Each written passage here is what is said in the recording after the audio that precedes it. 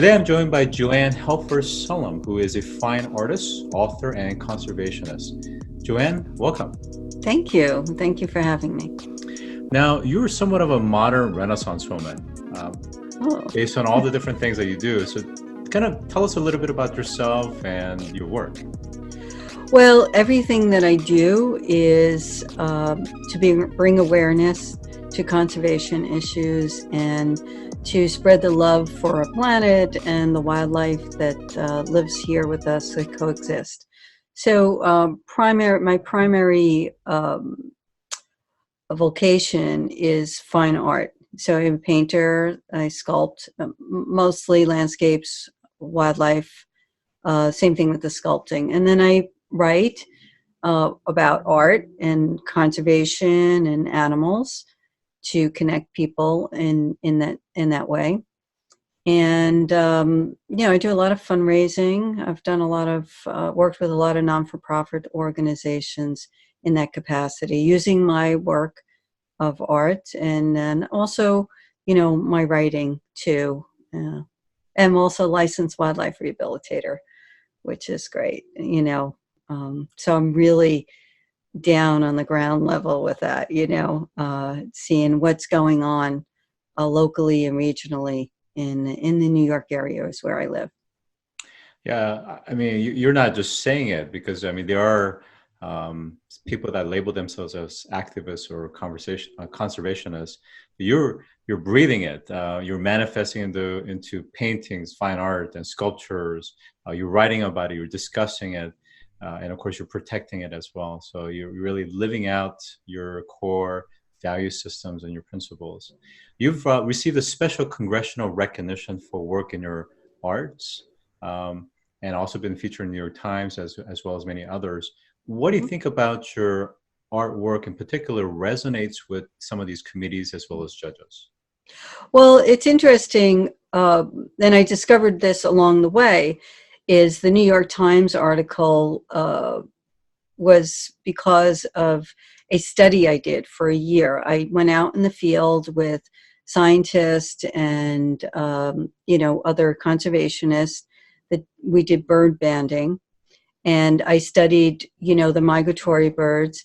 And then I presented it in a multi-layered show at the Audubon Center.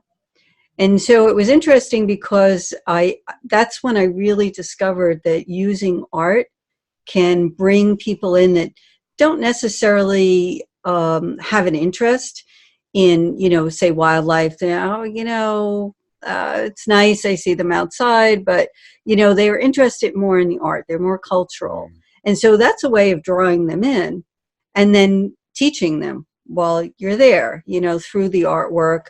I also did a video presentation, of all the photographs and all the research I did during the year. And so that's how I wind up getting those recommendations from, government officials, and then also the New York Times article.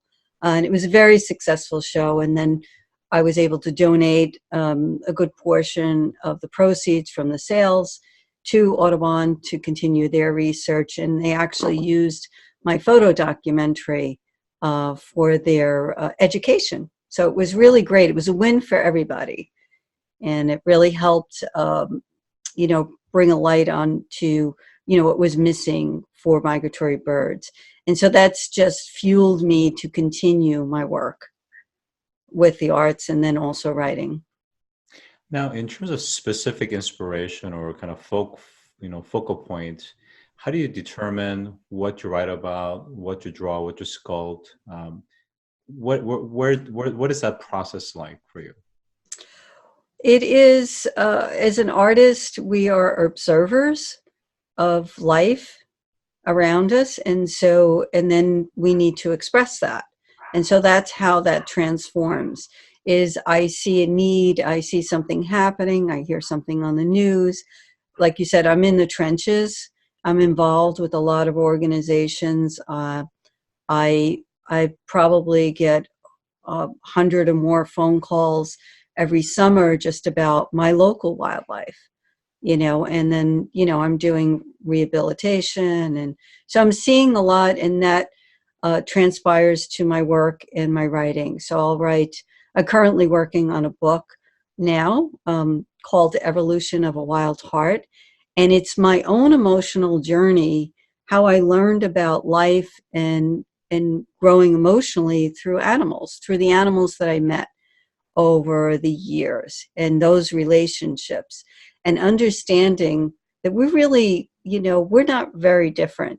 All of us, culturally, we all have some basic needs and emotional connections. And it doesn't matter if you're human or non-human, those things are there. And so that is what I'm trying to get across now, is this connection. Because if you connect something, you can care about it. If you understand it, you can care about it, and then you do something about it. And that's my ultimate goal in my work. Right. I think that's a really good point in terms of this notion of making it personal. So instead of saying those migratory birds or the fish or the dolphins or the sharks, it's like my birds, or it's like, these flock of geese, or, these herd of deers, whatever it is that you have a connection with. All of a sudden, there's a kind of a ownership and a desire to protect and to conserve. So I think that makes a tremendous amount of sense. And from a narrative and a kind of a journey, how does it work in the sense of most of us, have connections with our dogs and cats, kind of the usual domesticated animals. But for you, I would imagine that world is much bigger. So how do they affect you, and how has it evolved over the years? Well, it's affected me in understanding my own emotional needs and the simplicity of, as humans, we can make things very complicated, and they don't have to be. And working with animals, and particularly wildlife, they wear their heart on their sleeve. They're just who they are. They're very real, and they live in the moment. And that is a huge lesson, really, one of the biggest. I mean, there's a number of them, which I talk about in the book, but living in the moment, and, not always feeling sorry for yourself or getting caught up in the dailies, just staying very focused, because they're very focused. And that's something I really gained from them, and I'm trying to share with other people, like I said, with my work. They are amazing. And just even, think about, like, if you have a stressful day, just going outside and taking a walk, it changes everything for you, right? So these are the kind of things that I've experienced. And, I grew up in the city, in the inner city. And it was very challenging, the L trains going by, and there's all these stores around, there's all these noise, and there wasn't a lot of nature there. And I saw what it can do to you as a human, to make sure that you're part of that and connecting to it personally. And when I started doing programs and giving lectures, I found also that everybody had a story to tell of an interaction and how it changed them as a person. It could be the neighborhood squirrel, or a bird that they found on the street, or watching an educational video and connecting with wildlife across the planet, maybe lions in Africa, or elephants or something, and having that emotional connection. And that's what it's done for me. Yeah, I think when you put in the context of urban settings, it makes a lot of sense. I mean, even those that live in the forest, I think sometimes we can get lost with just the daily affairs of work and personal life. But in an urban setting, in the void of that kind of natural environment, and you have to really be very intentional about seeking, whether it's Central Park or someplace up in the upstate New York, it's very difficult. And I think I like some of the insights that you're gleaning in terms of the fact that, wildlife by nature, they don't know if they're going to be alive tomorrow, let alone the next hour. So they really have to revel in the moment. And whether it's rest, whether it's feeding, whether it's company of the pack. So there are incredible lessons to be learned, and I look forward to that book in terms of how we can glean and to apply it to our practical lives. Yes, they're really simple lessons because they're simple creatures in a lot of ways, and they are very focused. Even if you want to compare it to how we plan our future, they prepare for the winter. They do all these things too, but they're very focused. They live in the moment, and they plan for the future at the same time. They're really, they get it.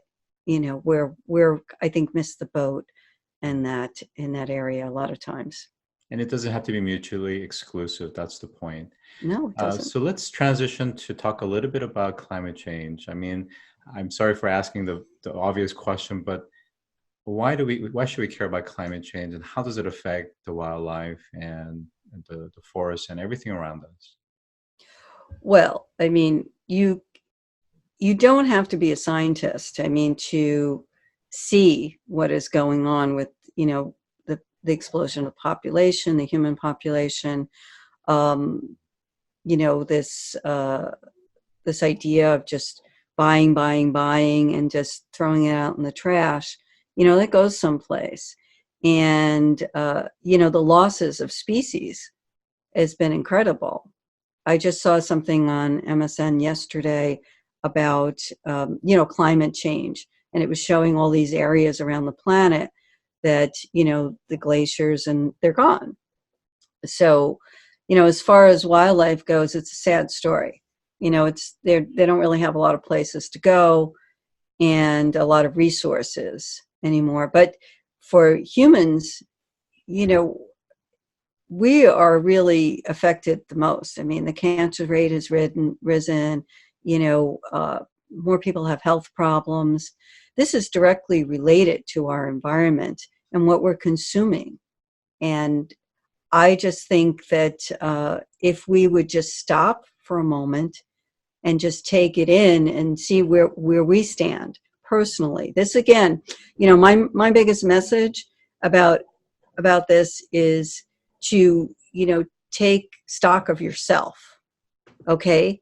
And stop for a minute. It could be just 5 minutes, and just see what you're contributing or where you can contribute to be positive in our environment and our climate change, because it's a huge issue. And at the end of the day, it's going to be us that's really going to suffer more than, the planet will recover. I mean, it has, like, look at what's happened with the ozone layer. It's gotten smaller. I mean, the hole that we had in the ozone layer has gotten smaller because we stopped using those aerosol chemicals, so that the Earth can heal itself, if we allow it to. If we're just more conservative about what we're consuming, putting out there, and being more aware of companies and, who are contributing to the destruction of the environment. All right, so we only have about a minute left. So what I wanted to connect was the fact that, especially in the case of wildlife, because many of us don't necessarily live in an area where we have direct connection, because you talked about personal connection with wildlife, what happens to them, what species go extinct, and what jeopardy and how their habitat is disappearing. We don't really have that personal connection. So how does art play into this, and how should we connect with them through different mediums such as art? Well, I think that we can connect wherever we are. If we're in the inner city, the city, by starting a garden, having a community place to go where there's trees and grass, and maybe not even grass. Grass consumes a lot, but maybe clovers or something like that. But as far as the wildlife goes, giving them a little bit more space, and understanding that they share our communities. Okay, we don't have to exile them. out of every community that we have. Just because there's people there, we can live with them. And that's been proven with peregrine falcons in the city, the red-tailed hawks that are on Fifth Avenue, and people love them. They really can connect to them. And as far as, other species further away, we can connect through education and understanding what their needs are, and putting our 2 cents in to contribute to their needs, by not using plastics and other things, not using harsh chemicals, and maybe signing petitions to protect them, things like that. Focus and stay, we can't, not every person can solve every problem, but we can really focus on one thing. We could, if you liked one animal and focused on, helping that one animal, that makes a difference in that animal's life. You don't have to personally connect to it, it as an individual, but you can help that species. And if everybody did that, it would be really amazing. Think about how many people are on this planet. If one person choose one thing that they can make a difference, because I think what happens is people get overwhelmed. Yep. So I think they can help by just staying focused and, seeing what's around them in their own communities. Terrific. So today I've been joined by JoAnne Helfert Sullam, who is a fine artist, author, and conservationist. JoAnne, thank you for joining today. Oh, thank you for having me.